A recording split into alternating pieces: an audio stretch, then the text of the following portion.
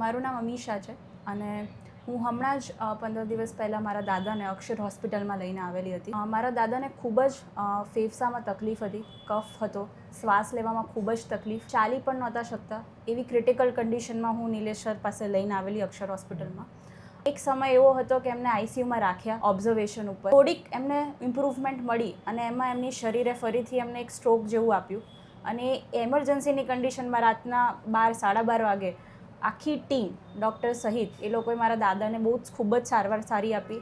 એ વખતે અમને એવું લાગ્યું કે આજે અમે મારા દાદાને ખોઈ દઈશું, પણ એ ટીમે મારા દાદાને ફરીથી ઊભા કર્યા અને ખાલી ફક્ત 3 જ દિવસમાં મારા દાદા ફરીથી ઊભા થયા અને પોતાના પગે ચાલીને ઘરે ગયા અને આજે ખૂબ જ સારા છે.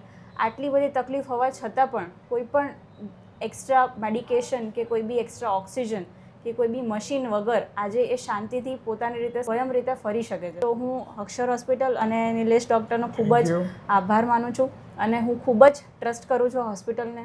અને હું તો એવું ઈચ્છું છું કે આટલી સારી ફેસિલિટી, આટલા સારા રૂમ્સ, આટલો સારો સ્ટાફ અને એટલું ઇકોનોમિક પ્રાઇઝમાં મને મળ્યું છે કે હું તો દરેકને કહું છું કે એકવાર પોતાને અહીંયા આવવું જ જોઈએ અને ડૉક્ટરનું કન્સલ્ટેશન લેવું જ જોઈએ. તમને નાની તકલીફ હોય કે મોટી હોય, કંઈ બી થાય એની પહેલાં એકવાર અહીંયા કન્સલ્ટ કરવું જ જોઈએ. અહીંયા એમના કેમ્પ્સ પણ ચાલે છે, એનો બી ફાયદો ઉઠાવવો જોઈએ. તો thank you Akshar hospital, thank you doctor સાહેબ, તમારી ખૂબ ખૂબ આભાર.